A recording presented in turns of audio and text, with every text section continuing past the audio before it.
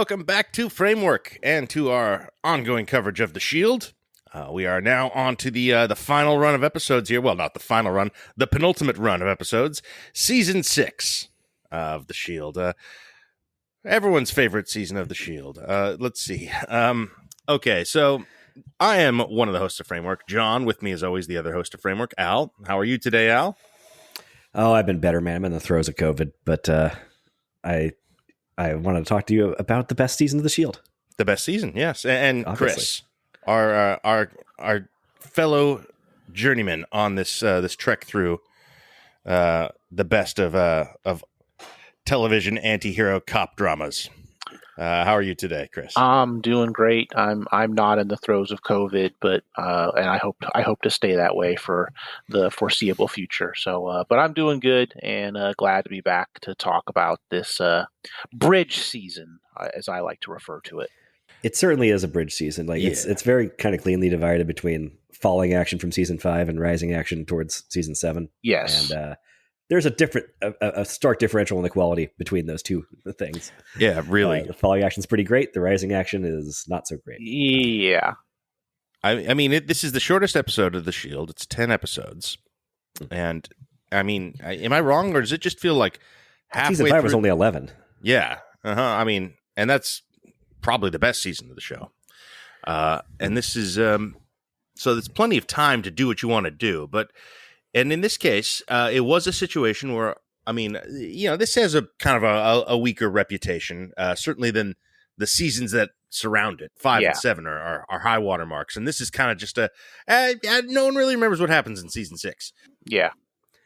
It's apparently this was the strike, the writer's strike of the aughts struck during this season or before this season or something like that. And so it is a rush job, which I'm not entirely sure if that's why it's only 10 episodes, but you can feel when they get into frantic mode here. Part of that is the strike for sure. Part of it's just coming off of season 5, but that's part of it's because we come off season 5 that reflects that we're at this dangerous place, this treacherous place in the run of any show that runs, along 5 to 10 seasons, right? And that's the penultimate season. And a lot of times that's sort of, through accounting tricks that they do, the final season is broken up into part A, part B, or whatever.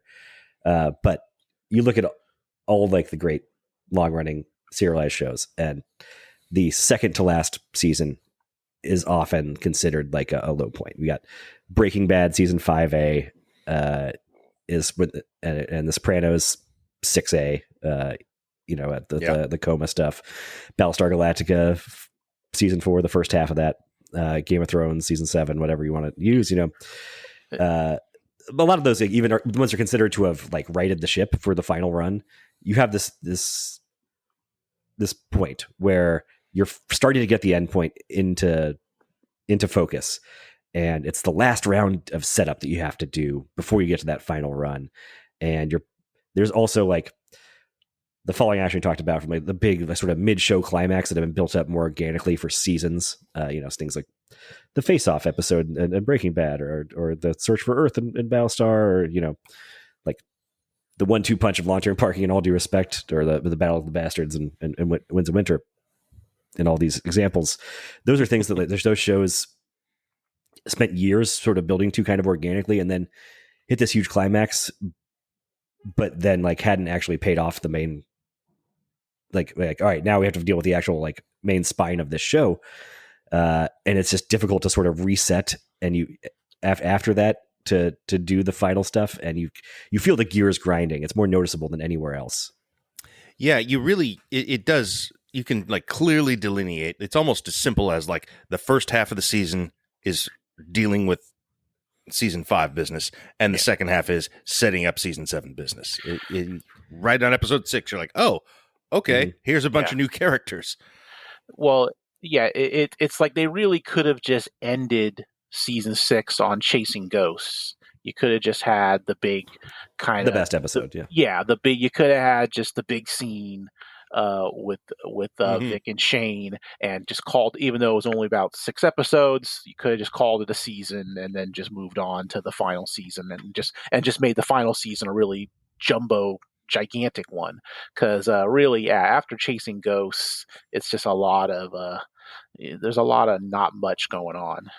Well, there's a way of looking at these actually that structurally it almost makes more sense to view or up through Chasing Ghosts as part of season 5. Yeah. And then there's a season 6 that goes from Chasing Ghosts through, I believe the episode is called Animal Control in season 7, where things take a real turn with Shane and Vic. Yeah. And then the final run of season 7 is sort of the final season, the final run. But the end of season 6 and the first half of season 7 feel like their own thing more. It's all about Armenians, you know? Yeah. It's like the Armenian stuff, it does pay off and black well. boxes, of course. The Armenian angle, it pays off well in season 7, but really everything kind of leading up to that final payoff is just not very compelling, and it's just not really what I want to see at this point in the show's run. But it's like they kind of had to fill the time with something, so here you go, here's a bunch of Armenian gangsters. Yeah, it really does feel like we have stopped business to do this other stuff, to just create some new make work problems for the main cast before we get to the real dilemma, the real confrontation that we know is coming, because it's just not quite ready for it to happen yet. So they need to do something in the meantime, and well, you got to watch that, I guess. Yeah. Well, I don't know if there's a way around that though. I don't know that you can just you can't cut out the stretch between Chasing Ghosts and in the middle of season 7. I don't think. Could you remove the Franca Potente plot line entirely, though? Sure. There's things you can do, but part of it is just that to get to those other explosive payoffs that we talked about in season 7, like we're just kind of between explosive payoffs right now, and our patience is kind of at its thinnest at this penultimate season level, and it's not thinner because like the show got bad and that wore us down. It's precisely because the show was so good. Well, it has taken. It's not as good as it was, though. Even in this season, even the first half of this season is pretty electric. Right? We don't want to shift to that lower gear now. Yeah, that comes after Chasing Ghosts. That's what I'm saying. But I think there's a lot of stuff you do need to lay some groundwork for the legendary final run of episodes that we're going to get. Like sure. Like Sopranos or Breaking Bad or The Shield all deliver, and maybe the other examples I threw out didn't quite get there. It's a 2020 hindsight thing, It's kind of just like, well, if you could go back, as we've talked about before, and construct the perfect version of all this, mess with something that's already exceptional, which you probably not on us to do, but hey, we're talking about it at length this year, so that's kind of what we are doing. Yeah. Is there a better way to get to these points? Yes, there is. A more organic way, something that doesn't feel like stalling. There's a quicker way. Probably is. I think there's always going to be something that feels a little like stalling, and I honestly, well, again, like I said, I don't think you can go straight from Chasing Ghosts into where we end up 10 episodes later. I think there's got to be something in there. I think the main thing that you would want to fix in this is just managing the guest stars better, because we talked about Kavanaugh's exit last week feeling pretty abrupt here. Let's talk about it again, though. Yeah, because it's still Forrest Whitaker on the Shield for 2 episodes. Yeah, it's not entirely satisfying. No, there's at least like a nice parallel to be drawn between like at the same time Shane's allowing Guardo to be framed for a crime that he didn't commit and using the justification of the murders that Guardo did commit as justification for allowing that to happen to himself. Kavanaugh's out there framing Vic, on the justification that, I framed him, but I framed a guilty man, and you kind of see it in both ways. But it's it's 2 episodes. Yeah. I don't know much longer we could have kept Kavanaugh around, but the length of this season, I think, would have been best. Tell that story over 10 episodes. If that's going on, I'm paying attention to something else, something very interesting and exciting, which is Forrest Whitaker doing shit on a season that could have used him. I think maybe like 5 episodes, because I don't know that we want him around for Chasing Ghosts. I think that's maybe the point where we're kind of get to the point where the strike team needs to be their own worst enemy. as we go into the final stretch, and that's where that is sort of coming into focus. Well, I think maybe Chasing Ghost is the end of the season, as you were saying, but That should have maybe it takes a little longer to get there. I'm enjoying the just this incredible tension of Walton Goggins' performance, of knowing what he did and just sort of waiting for Vic to find out. Like, it's just sort of realizing it's an inevitability at some point. That's excellent. I love all that. And man, does Goggins do it well. Of course he does. You know, they're giving him all these gifts as from the writer's room, and he's just knocking it out of the park each time. You can sustain that for longer. Yeah, especially if you got Kavanaugh running around. He also got a big gift from whoever does the makeup, because the makeup on him after he got beat up is so good. That's like, it's really good. So gnarly looking, and like it just adds so much to his performance. So whoever was responsible for that, and there's like multiple stages of it too, as it heals.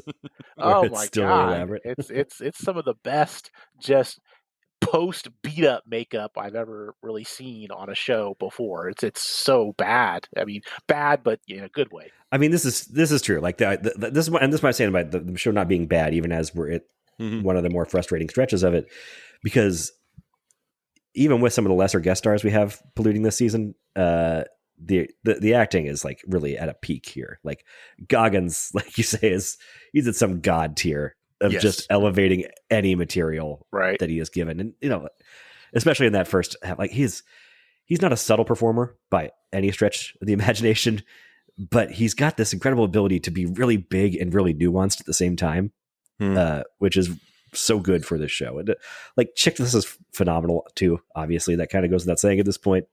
You know, you're starting to wonder why they kept David Snell on the bench for 5 years. Cause you know, fantastic. Yeah, stuff. He's great. And then there's, you know,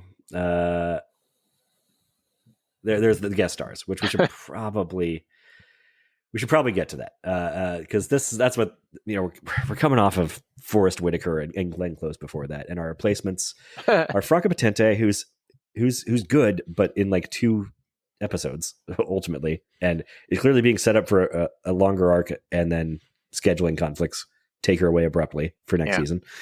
And we get Clifton Collins Jr., who's fine, but I guess was a huge pain in the ass to work with, and also gets swept away rather abruptly. I always liked him. Yeah, me too. Yeah, well, he's fine. And then, of course, we got to talk about good old Alex Hyatt. Yeah. Or wait, is that his name? No, it's Alex O'Loughlin. I don't forget. Kevin Hyatt. That's the character. Yeah, just the character is just nothing. Like, of all the temporary additions to the strike team, you can get, you know, this guy is the most nothing. And also, I guess, so this is also hurt by, we also get the worst crime boss performance of the run in the backup Armenian that ends up taking Franco Potente's Rezian. Yeah, he is. Yeah, that guy's bad. not good either. No, he's not at all good. I don't care for Pezuela much either. Yeah. No, he's not anything. Yeah, he's not very good either. I'm sorry. Well, when it comes to like Kevin Hyatt, I just feel like The Shield is a show that belongs to the ugly. Like, really, that's who the show is. I like that it's ugly people on the inside and on the outside. And I just feel like Kevin Hyatt is just too hunky for this show. You know, he belongs on a Hawaii Five-0 reboot. I mean, that's perfect for him. That's where he should have gone, and he did. But he belongs on CBS. That just comes off the screen. It's like he just does not, and obviously, kind of the point of his character is he doesn't fit. Yes, and I get that, but it's just he's just not good. I mean, he's just not in any way compelling. We're at a point in the show where we don't need to see that. To see just the point of a character is that they don't fit the strike team very well. Like, yeah, fine. We've been doing this for 6 years. We know that not everybody's cut out for this. And like, what is, we need more of a point to that character. Like, what challenge does he present to Vic? Is it, he's more of a straight arrow? Well, sure. Compared to Vic, anybody would be, right? But he's not like a Boy Scout. And is he a sleazier version of Vic? No, he's definitely not that. Is he corrupt in some different way or angle than Vic is? Like, no, not really. Is he smarter than Vic? Oh, definitely not. Does he bucket Vic's leadership and want to like assert his own authority? No, actually, not really. He's perfectly content to let Vic backseat drive pretty much the whole season. Yes. Is he going to work with Claudette or IAD to bring Vic down? Nope. So we're in Office Space territory where I'm just looking at this guy and going, what would you say you do here? I'm going to stand up and defend Hyatt. Wow. I think Officer Kevin Hyatt is The a floor good is addition yours, sir. to the show. Yeah. What? I don't think the actor is bad. I do agree that he's not really a fit for the Shield. I think that's the point. I think the idea is we are moving away. Vic is a dinosaur. We are phasing him out, and we're going to replace him with this generic CBS guy. Like that is what's happening within the world of the Shield. Like enough of this, enough of these intense character actors pushing 40 years old to play our leads. We're going to bring in a hot new guy. He's going to be very generic. He's going to be a lot more what you expect. Your time is up, Vic. It was, you had a nice run, but the end is coming, ting, ding, ding. We are knocking at the door here. You are up for review in a month. You are expected to retire. No one thinks you're going to wiggle your way out of this one. Here, we're replacing you with this guy who could totally be the lead on Hawaii 5-0. And of course, he's weaker. Of course, he's less interesting. Of course, he's got no business running the strike team as it's been presented thus far. Because, we need Vic in this world. We need Vic for Farmington. I think that is where we're going here. And obviously, I don't think that's where season 7 goes, though. No, it's not that I think the show needs him. Farmington doesn't need him. But it is like this guy can't be good at his job, and he can't be a threat. Well, I know, but why do we need him at all? Like, we don't need to be told that Vic is good at this stuff at this juncture. Because they're phasing him out. Because they've had enough. It's all just a sign of like, enough of this shit, man. We can't be having Vic Mackeys anymore. We have to become the CBS procedural. We can't be the Shield anymore. It's because the show's ending. It's it's a twilight of this character. Yeah, but that's the make work stuff you're talking about, though. Like, that's what I feel like. Well, I felt like he doesn't do much. Well, they also led around. Needed to have him there because I felt like they needed to have somebody who the audience would believe that Officer Tina would bang, because there's really nobody else on the show. There's nobody else on the show. Ronnie. No, she would bang Ronnie. Not even Ronnie. No, like you know what? This is a great time to talk about Ronnie. Okay. This is a great episode. I got lots of Ronnie takes for you guys, and episode 3 is like the episode that Ronnie stands have been waiting for 6 years. Oh, it's so good. Yeah. It's so good. And you get that beat. Well, okay. So you got Vic chasing down and torturing Guardo in there. And Ronnie's trying to get back to that the whole time. But he's just like too good at being an actual cop to get loose of the big like meth murder that they're chasing around in the real like cop end of the show. And he breaks that case like pretty much single-handedly while also like doing Vic's research for him and avoiding Dutch trying to listen in on him without like even breaking a sweat, really. Like, it's impressive stuff. And Tina and Billings are both like ready to jump his bones. It's great to see him doing scenes with people other than the 3 actors that he's been in contact with the rest of the run. It's awesome to see him in a scene with Dutch, or to see Dutch in an action scene for like it does a lot of fun things for the show. Puts people in new places, and most of all, it's just great to know Ronnie better. And he's super competent and good. He would have got away with everything if it wasn't for these other bullshit going on with his partners. Yeah. Well, it's interesting to see the show kind of realize that after ignoring him for so many years, like, well, yeah, I guess he can do all the strike team stuff without any other drama. Like we can't make him suddenly like incompetent without Vic. That wouldn't like feel true after the last, we've seen him go through all this stuff with the rest of the team members the last 5 years. And he's never been the weak link, really, in getting anything done. And that's kind of what's so thrilling about Ronnie in the final run of episodes here in the third act of The Shield is they realize, oh, wait, we've got this guy, this thing on the bench here that we've never utilized. We can kind of do a lot with him. The actor is up to it. Maybe we didn't realize that before, but we know now. And we can write him stuff that is exciting and surprising because everyone does somehow have a relationship with this guy now. You know, we all know Ronnie. Sure. We all have seen what Ronnie's been through. He's got his face burned off by Armadillo in the second season. You know, we know these things about him. So it's exciting. It's exciting to find new levels to this guy, new layers, and see what he is capable of. And you get that really like defining moment, which is, you know, maybe they're still like a little worried about his abilities as an actor and don't want to give him big monologues or anything. But when Shane thinks he's playing this trump card by telling Ronnie about the Terry Crowley murder, and his reaction is like, yeah, to tell Vic, like, yeah, it's not like I didn't know already. And I wish you had trusted me sooner. Yeah. And that, like, I almost wish we got a little more of Vic's like regret over, Jesus Christ, why did I put my trust in Shane this whole time? Versus, but it's just because that's not how Lem would have reacted. You know, well, we saw how Lem reacted. Yeah, it's great. It makes Lem him his own guy. Lem would have thrown up. Yeah, of course. And maybe it's just that Shane's like neediness was more apparent. So Vic like saw right away how he could use that and manipulate that. And Ronnie's being a little more unknowable made Vic a little more hesitant to trust him. But even though turns out he would have been much better off to have had Ronnie as his confidant.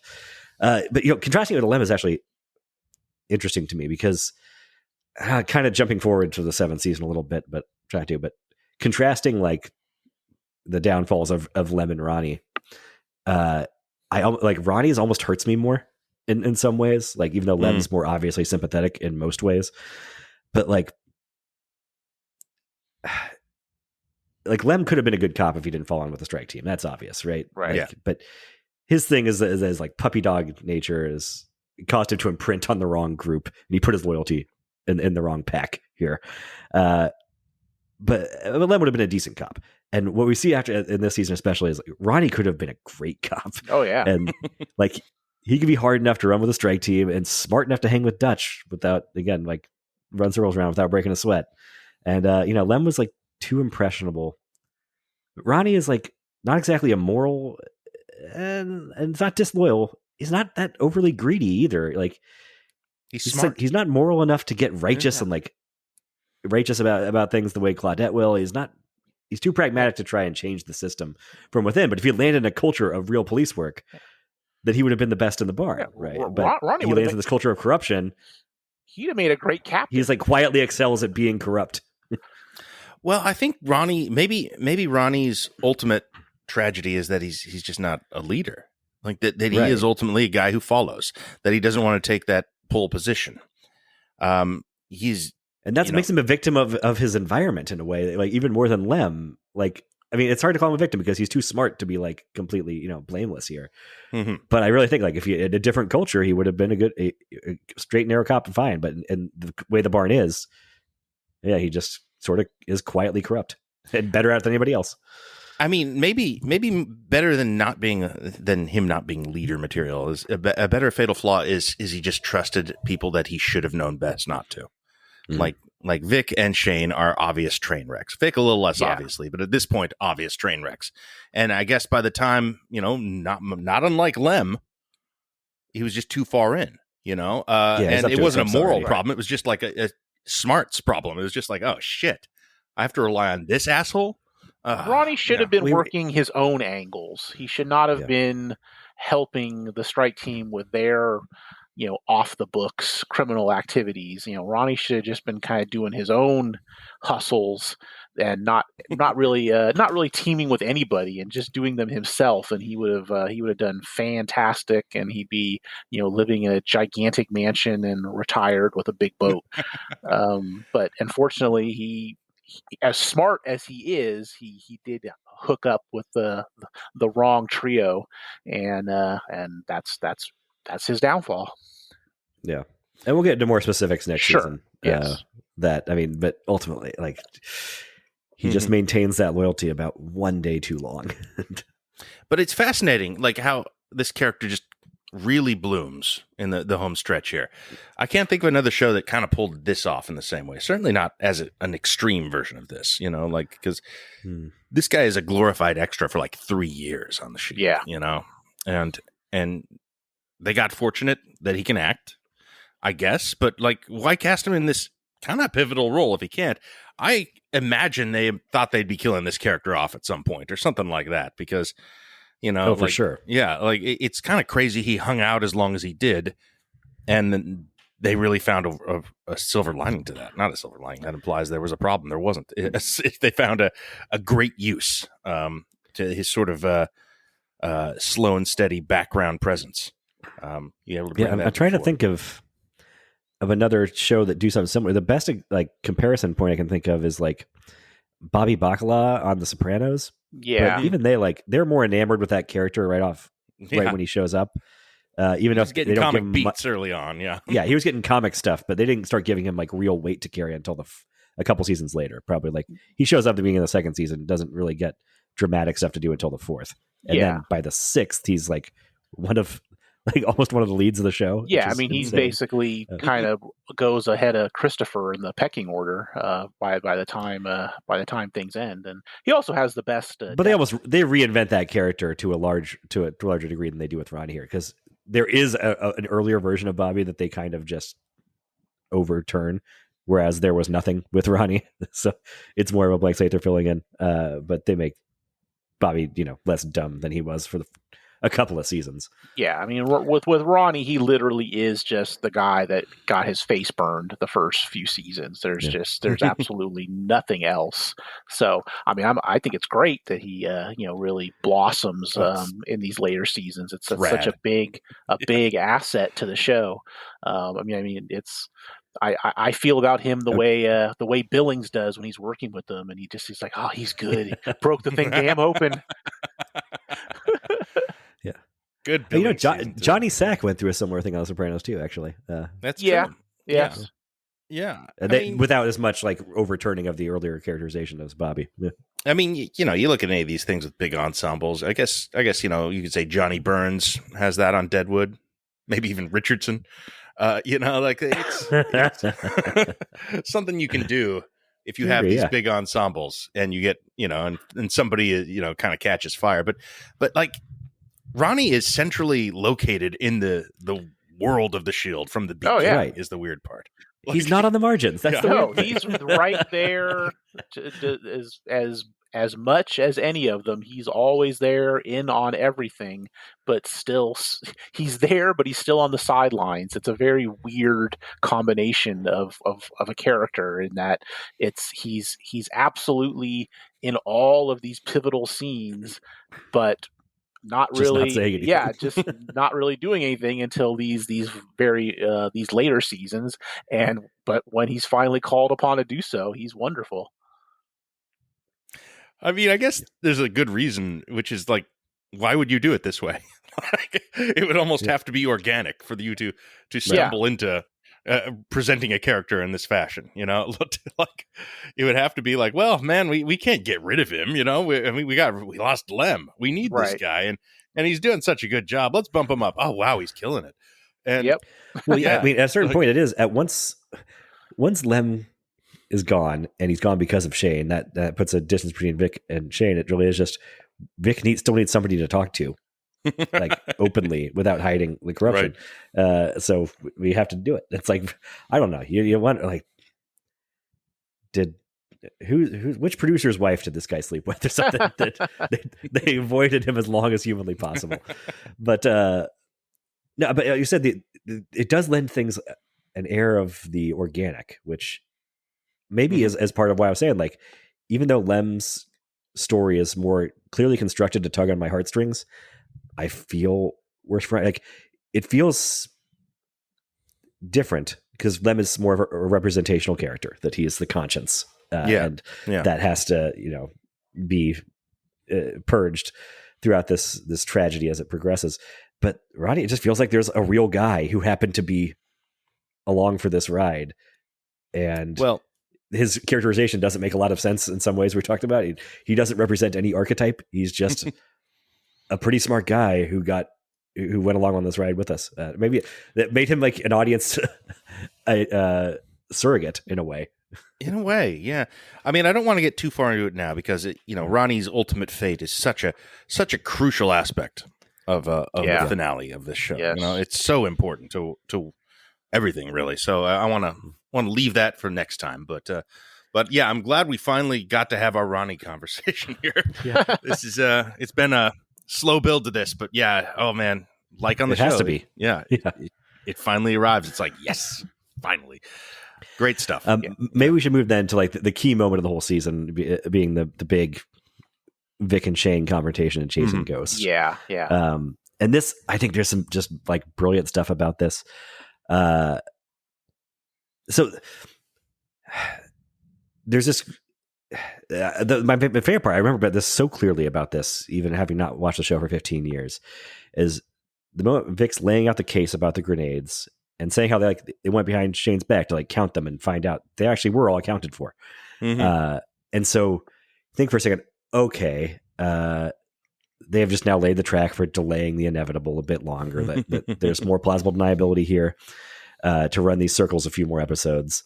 But then Vic lays out exactly what Shane says. That means that you pocketed one before you even entered them into evidence, and fills in the timeline in a way that we haven't in our heads yet entirely. Yeah. And that's such a crucial moment. Because the weird thing about the first half of this season, well, this the falling action portion of the season that we talked about, this part, this is like the only time in the whole of the show, I guess maybe like the one episode after Animal Control, which we'll talk about next season, is the only other time I can think of it, when we're really like, we're ahead of Vic in the audience. Right. We know things that he does not. Right. And he's playing catch up to what we know. That's just not a mode the show has ever operated in. And it's a way for us. What's key is that Vic is, a despicable character in so many ways that we have to always respect him and his abilities, or else kind of we turn on him entirely and the whole show falls apart. And so it's dangerous stuff here to have us be ahead of him for a long stretch of time and start to lose respect for his mental capabilities, but it allows him to leapfrog us a little, just to some small crucial degree, and bring us right back into the shield headspace where we normally operate. Well, we are instead in Shane's head, though. Right. That's true. Which we've never really, never quite been as much just on the ride with Shane before. I mean, there's some moments in season 4, but even there, we're kind of just like, what the fuck is he doing here? What game is he playing? In this season, you're right. Season 4 is another stretch where we were kind of ahead of Vic there. A little like bit. But Vic was on to Shane. And even then they pull the same type of thing with the surveillance in the truck, where the reveal of that shows that like we thought we were ahead of Vic, but he was actually like pulling up and passing us. Well, we're kind off screen, but yes, the intention of that is that it's a surprise to us too. Yeah, it's a surprise to us, and it's one that tells us don't underestimate Vic's intelligence. Right, right. And that's they do that stuff. That's the shield for you. But yeah, like in this one, Shane's the main character this season, essentially. Yeah. Yes. Yeah. And he drives all the action, and and all the dramatic irony is like playing out on his face in real time. And as we said, Goggins can do no wrong. This might be the best performance of his career? I'm beginning to think now. Like, I wouldn't have said that before, but now in rewatch, I'm just like, well, shit. I mean, what kind of opportunities do you even get to play a character this layered with this much shit going on? Right. No, not many people do.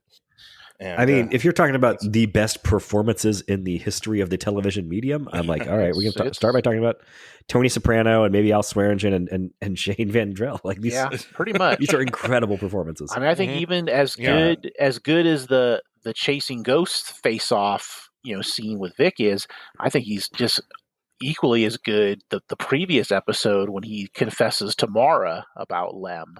I mean, that's also great stuff, because it's great material for Goggins, and then it's also kind of where Mara kind of slips into, even though we've no one really ever really liked Mara before that. I think it's like that scene where she she slips firmly into she's on the bad side of things camp, and now she's going to be on the there's really not going to be much redemption for her going forward. Well, they're never. It's interesting. The Mara character is almost on a similar trajectory as Ronnie, of having been around for seasons and seasons and not really done anything. Yeah, and then becoming pretty central to the final run. I think they made the right choice in not showing us much Mara for 3 years. I think a little goes a long way. We learned in season 3. Yeah. No, and I get her from that scene that Chris is talking about. Like I get her character. I think she is good there. She's loyal to Shane. She wants, as long as she's in on everything she needs. And I think they laid some groundwork with her mother being kind of a slimy opportunist piece of crap earlier, that she never didn't feel trust in her own family, and so she'll go along with Shane on anything as long as she feels like he's being completely open with her and bring her along for the corrupt ride. Sort of, but her version of going along with tends to fuck things up worse, like going and threatening Vic's wife, shit like that, things like that, where you're just like, oh God, Mara, you just can't help but make everything worse. Yeah, well, I mean, that's why she's a good match for Shane. Yeah. Of course, that's Shane in to a T. Just we watch him do it 8 times a seasons, absolutely, instead of just the one. They're a terrific couple. I love also that, like, after chasing ghosts, Shane had to like devote a whole weekend at like a writer's retreat at a motel to try and actually track all the like 5 seasons worth of crap. Gotta do my whole manuscript in this one weekend here. Yeah. And then make a copy of it. Yeah, longhand, by the way. Not on the computer. Yeah. I buy that from the character. He's definitely a hunt and peck typer anyway. Yeah. I mean, that of course ends up being a major device as well. The notebook of all their misdeeds. Of course it does. It's I mean, there's a lot of plotting in the final run here. Yeah. I think it's much better disguised next season. It's still in this one. You're kind of just like, okay, well, that's a building block. Right. All right, that's important. Don't pay attention to that. I think the first half of next season is very similar. Yeah. Because eventually, this final run of this, where we're doing all the Armenian stuff. Again, Goggins is doing a lot to sell it, as the character is clearly trying to like spin up a new protection game way too fast, and like the show is aware of that, but it's also like that's not what the show is doing. And then when Patente leaves abruptly, they have to kind of redo it all again. I don't know. But we're talking a lot about next season. It's not very inevitable, not very smooth at all. Right. I will say also about this season is I think that this season has my least favorite scene in the entire run of the show, and that is in The New Guy, where Corinne visits the strike team and talks about the dream that she had of making burgers for Lem. And that is the worst scene of the whole series right there. It's like, it's bad enough that they introduce Hyatt in that episode, but also giving us the Corinne burger dream. It's like, wow, it's. I mean, the show eventually does recover. I don't think that's. But it's bad. Oh, it's just. I don't think it's even that bad. It's just from a different show, a totally different type of show. I guess so. That could also be the case, but it's definitely not from The Shield. I kind of like it if it's entirely a cringe moment, which I think it is supposed to be, right? I mean, it's supposed to be just like, oh God, what Crystal's bullshit is she talking about now? That's certainly like Ronnie's perspective, which I love. Part of why I love him. But of course, it's anything. Mine. Shane is such a raw nerve at that point that of course, it's going to land with him. Oh man, I forgot about that entirely. That scene is just it's not. There's really no other scene in the whole run that's like that that I can't even think of something that even comes close to that. It's just, wow, it was just really bad. Well, only like in the same episode, right, where they're unpacking the box of books that Lem had ordered to take to jail with him, and that's like.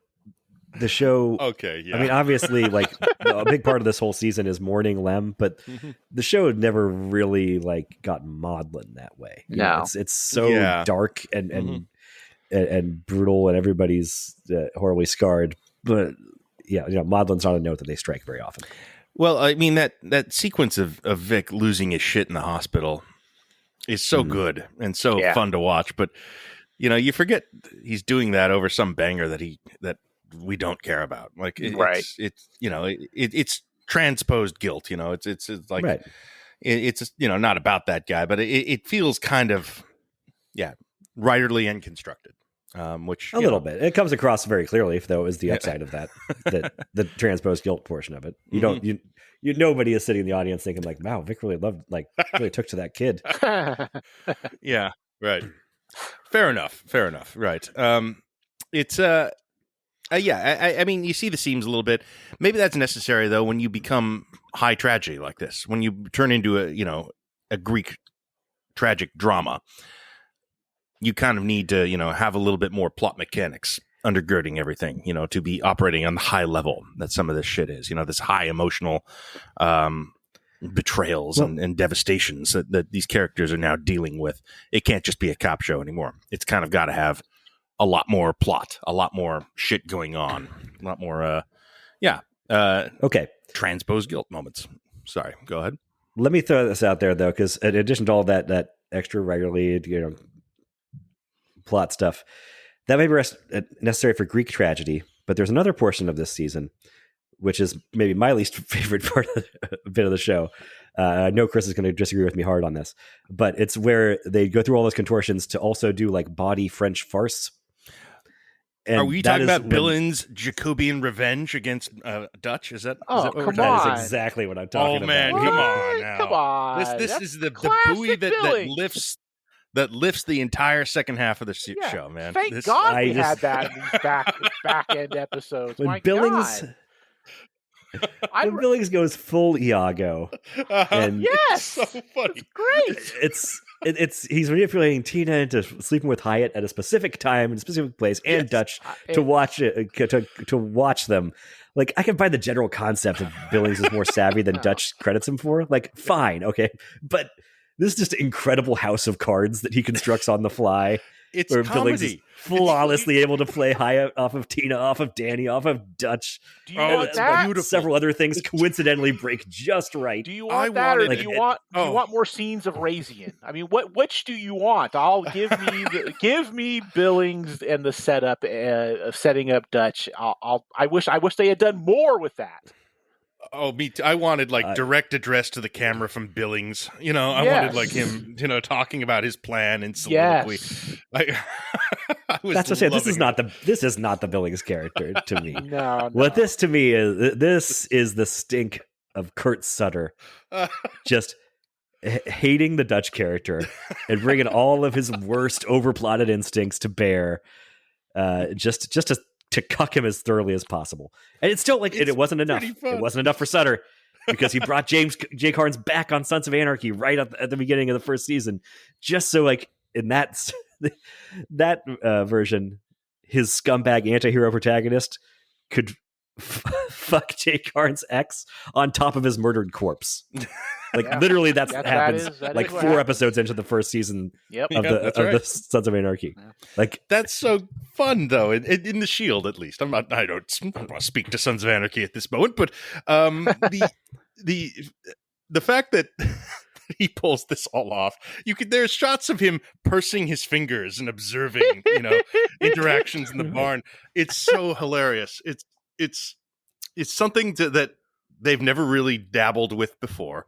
And it is, I just love that it leaves Dutch in just sort of like this incredible sad funk where he's the Phantom of the Opera and no one will fuck him and he's sad about it. He's like, Danny finds him crying in the locker room in the last episode of the season. That is hilarious and the best use of Dutch in a while. And I know it's very mean. I've had it with this guy as well. Honestly, I don't think I would care about the meanness if it was believable or just less overplotted. It's an operatic show at this point, man. I mean, this is we just had a season of Kavanaugh. We can do this shit. But is it an Oscar Wilde farce? This was the only good use of Hyatt that they had during the season. It was the only point to him being there. This is why you needed Hyatt. Yes, exactly. Absolutely. Yes. And it also fucks up Hyatt's career too. That's fun too. Everyone gets fucked by this. It's really as we established though. He could have done the same thing with Ronnie, and it would have been fine. Nah, I don't think. I can't argue with that. With as far as Dutch and Tina are concerned. I mean, I think Billings is smarter than we give him credit for, because I can't remember if this is the season where he tells Dutch the story about when he was in college picking up women, and that he used to drive them to like the ritzier neighborhoods and pretend like he lived there, and then he would say, "Oh gosh, my parents are there, the lights on. Let's go back to your place." And like that was his great Oh, that's little. I was clever. like, that was I was like I that. think that's We season 7, isn't Billings. Maybe it's next season, but I just think Billings is smarter than we give him credit for. He just doesn't always he doesn't always think ahead to some of his angles, but he does come up with good pranks. I'll just call them pranks. Yeah. Okay. There's a prank, and then there's this Iago shit, and that's what, like, I buy again. The Billings is smarter. Sure, they played that in some of the cases pretty effectively. He sees things Dutch doesn't. And this just requires way too many moving parts and things to break just right that he's just relying on. And it all goes just right. So I think there's a so that, of course, like, they're I gonna fucking in the front of in the front room couch in front of an open window, and Dutch will walk in and walk up to see it. And he's got flowers. He has flowers in his hand. It's great. He has a bottle of wine. I believe. And that's right. And Hyatt will eye see him seeing him, contact, and Billings will get to see Hyatt seeing him with see him. Hyatt is the best. Just that moment.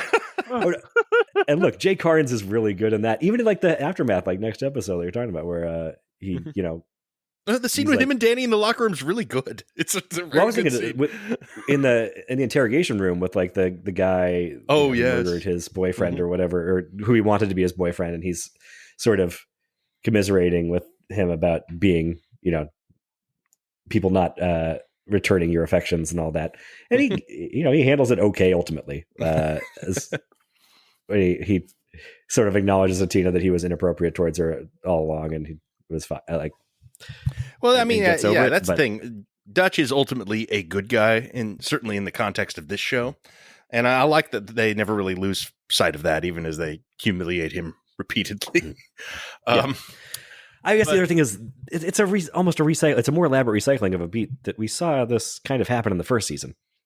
Yeah, well, they've always kind of done this to Dutch. I think this is by far the most elaborate and pointed one, though. Right. Yes. This is the epic Dutch cucking. By far. Yeah. Yeah. Like, we're running out of time. We got to do one for, a real sound Dutch cucking here before we finish this off. Yeah.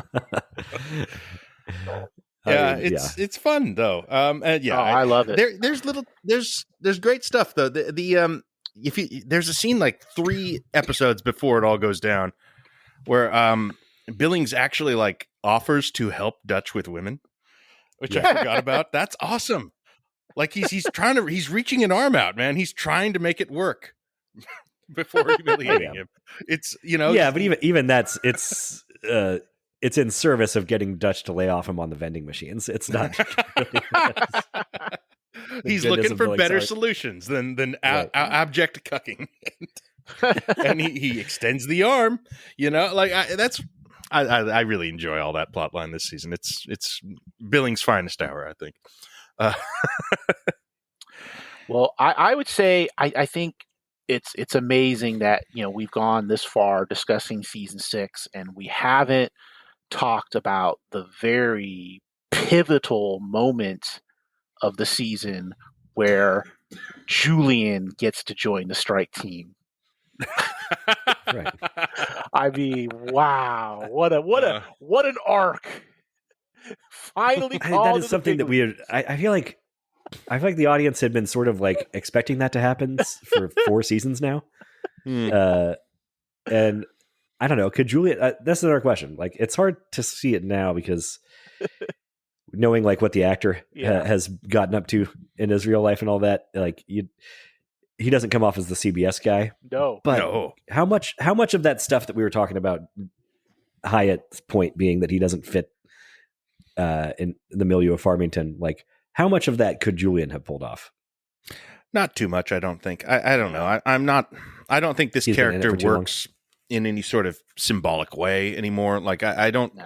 I think the actor is interesting, but man, as written, and I don't think I don't think there's anything left for Julian. I read something at some point, like apparently he had a problem with the character being gay and asked the writers to stop writing him as a gay character. And that just seems like what are you talking about? Yeah, I think the writers took it as, well, we're just going to stop writing for you. Period. It's kind of what they did, because which I think is kind of fair. It's like you look at the first season, it's like the character was you're the gay cop. Yeah, like, that was it. Yeah, the entire character was that you were the closeted guy that is, going to try and expose the strike team, but have your own thing. Yeah, your inability to be honest with yourself be the thing that stops you. Well, it's like, what did you think this character was? Yeah, I just wonder, because he's kind of nothing without that. Yeah, no, like I wonder how he felt, like when he was told, "Oh, you're gonna be on the strike team now." He must have like been rubbing his hands together, like, "Oh, I'm gonna be in all the dirty shit now, and this is gonna be great for my character. I'm gonna be living the high life." And then it's just like, well, you get to do some of the raids, and you get to kind of tackle some of the suspects, but that's basically all you're gonna be doing. I mean, not that different from what he was doing anyway. No, it's hard. You just get better clothes. Well, you don't have to wear the uniform, and you now get to like look over your shoulder suspiciously at the other guys as you're shooed out of the clubhouse. Yeah, exactly. Is there a chance that since we know this comes to nothing, and that Julian has no meaningful part in the end game of the Shield, that we can kind of write this off as being just irrelevant in rewatch? I mean, could there be sort of attention to that, to Julian? I don't think there is, honestly. I think it's kind of just like, even not knowing what would have happened, I think at this point I'd be like, well, Julian's not going to be important in the long run. He's not going to be a crucial part of the end game here. I mean, I would be disappointed if he was. Yeah. I mean, I remember at the time originally watching this, once he was on the strike team, I thought, oh wow, they're going to start doing more with him now. It's like, this is going to be huge for that character. And then it's like it didn't take very long to determine, oh no, it's not huge at all. It's he's just got different clothing. But I mean, here's the thing: like Dani has not had a meaningful plot line in a little while. She has Vic's kid, and that's something. It's something interesting, and it's worth talking about and dealing with for the characters on the show. But she's not really been involved in the action. I have never been bored of Dani, though. I've never been like, enough of this fucking Dani. I always liked Dani. Julian, I'm kind of just like long done with at this point. And I don't know if it's the actor entirely, because again, I think he's interesting. I think I just don't like Julian as a character. Maybe in part because of all the writing out of his actor's not great, and probably because he's resistant. Well, knowing he's a killer too. Yeah. But I mean, again, like that's not a thing that I like to soapbox about. Of like, oh, this person's a bad person, therefore their acting is bad. And Kevin Spacey's a very good actor. Terrific. But John Landis made many fine films with him. Yeah, but it's the line from The Sopranos, like, OJ's no less of a running back. But, but I think that the actor being an asshole may be a factor in the performance, because he's resistant to playing some key elements of the character, and that doesn't do anything helpful for the performance. Yeah, fair enough. I mean, maybe in the very early going, the resistance played into like the self-hating aspect of it a little, but now he just doesn't want to engage, it feels like. Yeah. And like I said, there's nothing for as much as we're saying that the end of this Shield was sort of this perfectly plotted, culmination of everything that came before, there is not anything for Dani or Julian to do in the final run. No. And even Claudette and Dutch are not super duper involved, as I recall. No, they have moments, and they have a successful plot line going on, though. Like Claudette and Dutch, like they have their own stuff. Not so much in season 6, aside, of course, from the massive cucking of Dutch. But in season 7, they are back and given some stuff. And it is nice to see Claudette in leadership position here. And it's nice to see how cagey she is and how manipulative. I like that all very much. But I mean, I could use more of her too here as well, instead of all the Armenians and Frank Potente stuff. Maybe more Claudette would have helped there, because I do want to see her adjusting to this role, because she's one of the best actors on the show. Yeah, and that part's good. I think her stuff's better than the Aceveda stuff this season. Yeah. Not much of him right now.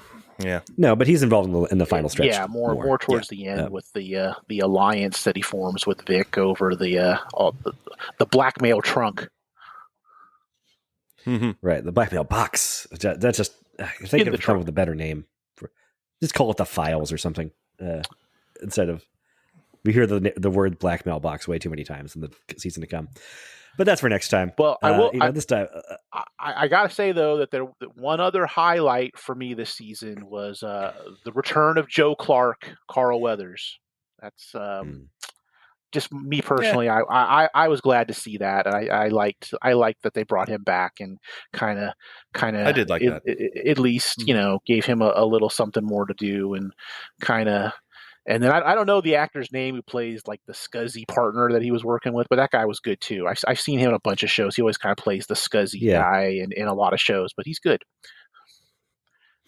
Yeah, that's all. He definitely showed up on Sons of Anarchy somewhere. Yes, he's a character actor. Yeah, that is another thing that I remembered for 15 years. Just the scuzziness of that whole episode and that whole plot line, like the detail of he chews a clove of garlic going in, so he's just smells horrible to these people while he's accosting them was that was a memorable detail to me. Like I like you can't all that smell stuff through the screen, but I'm still like grossed out by this guy. You see, I think this is part of the same thing that Hyatt is about. It's Vic's time is ending, and look what you have to look forward to, Vic. Shit like this, right? Stupid things like this. If you don't have what that guy represents, the challenge he represents to Vic, his Vic's self-image is more apparent to me than the challenge that Hyatt fails to present in any coherent way.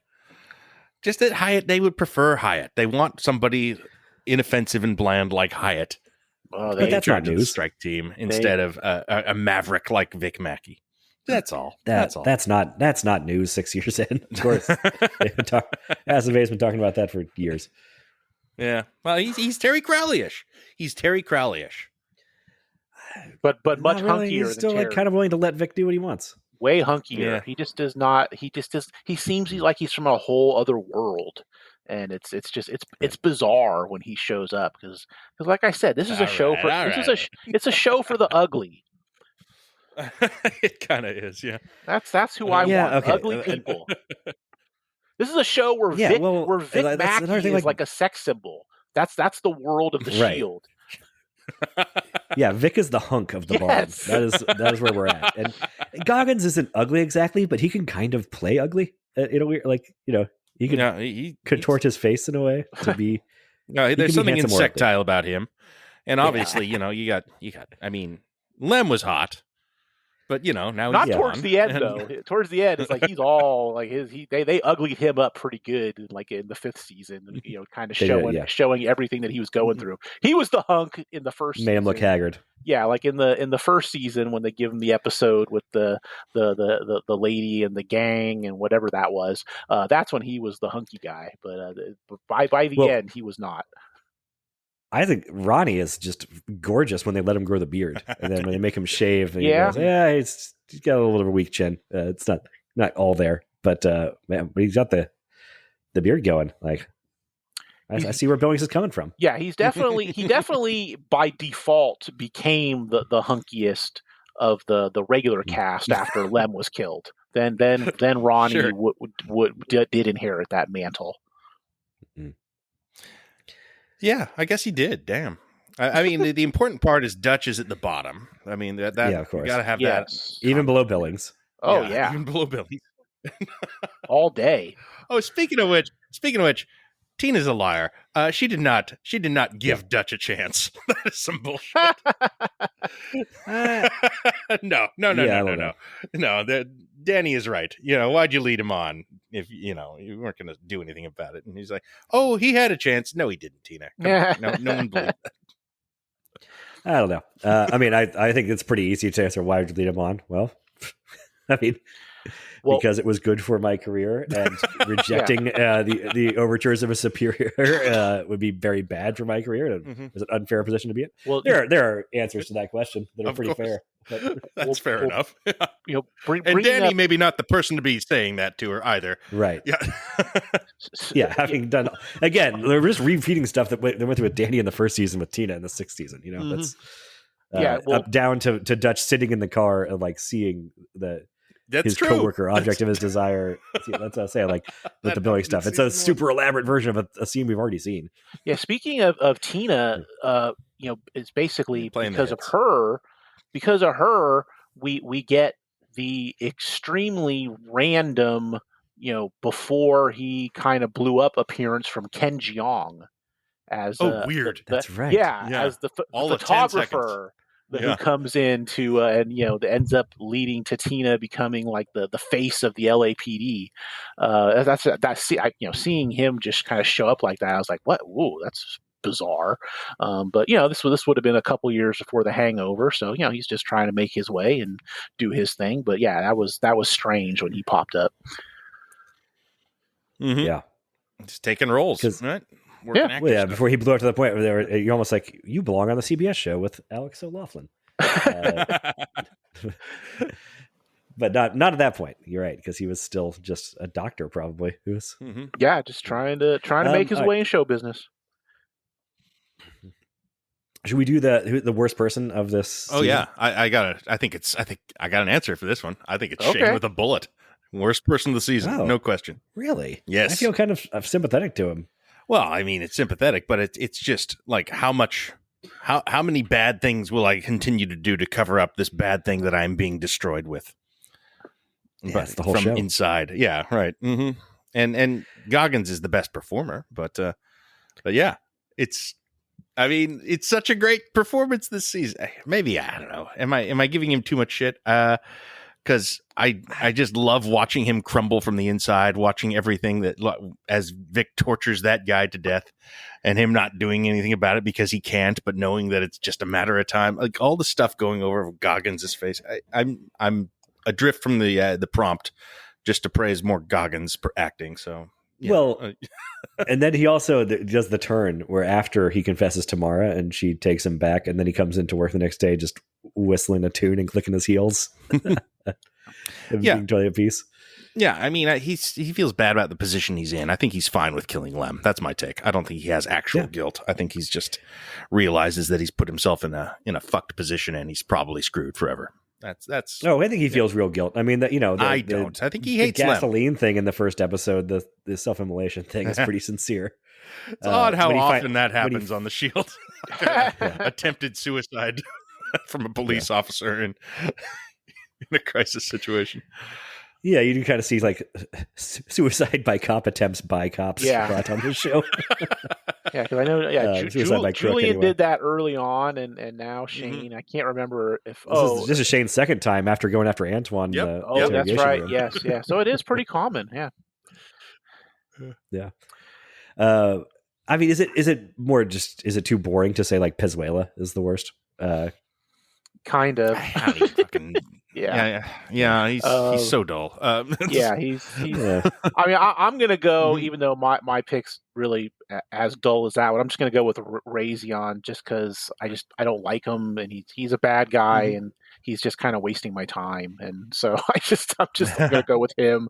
I don't really like the character, so he's an easier target for me. I was tempted to go with Hyatt, but I won't do Hyatt that bad.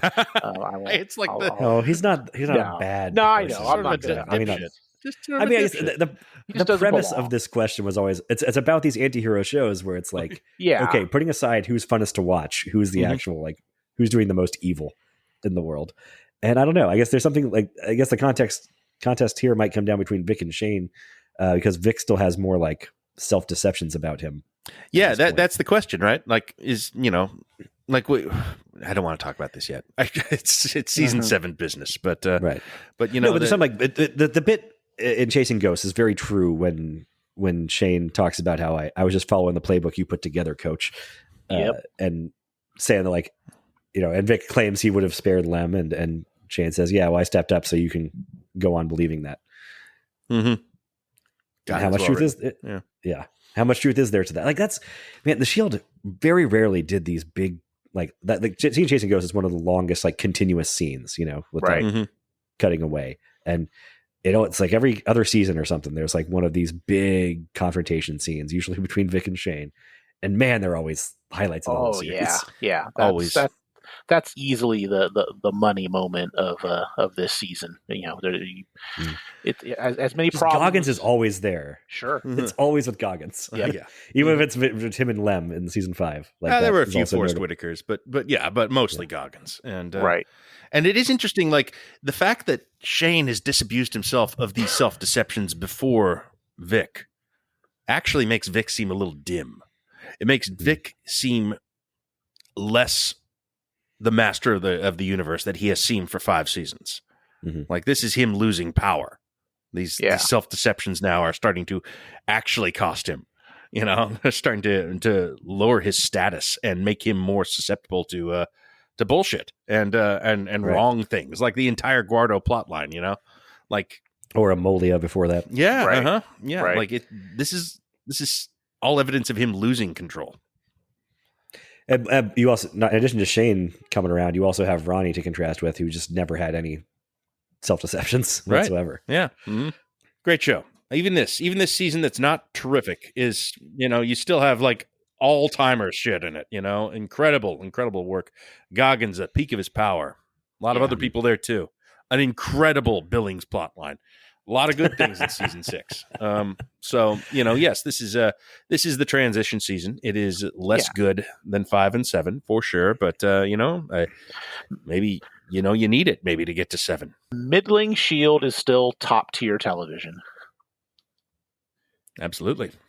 I don't even know if middling is even the word I would use, because I said, like you guys are saying too, that the performances are just at such a level now, and like they know how to write these characters, even when they over egg the pudding with Billings, and the characters know how to perform. But that's one of the things that saves these penultimate seasons, is that just it's a well-oiled machine at that point. Even when you can Fabulous feel the gears ensemble. turning. You can they can rely so heavily on Goggins at this point. Mm-hmm. And they kind of know everyone's strength, or maybe they're just discovering now David Reese Snell's strength. But like they've got that was the final piece of the puzzle. Yeah. They've got 8 to 10 incredible actors, and also Julian's there too. And you can just kind of rearrange them, put them in new scenes together, and do the things the Shield does, and you're going to come up with something good. And they do that, and they do more this year. There's some all-timer great Shane Vendrell stuff going on. And it feels like we're really getting to the heart of these characters, which is what the end of the show is all about, and what does matter to them, who they are in their deepest places. It's all what it's all about at the end. And man, is it so fucking good. I can't wait to get to the end of the show. It's so bleak. And so perfect. Famously one of the best endings ever on TV, maybe the best. So without a doubt. I think it probably gets my vote. But we'll return for that next time. Yep. See you guys soon.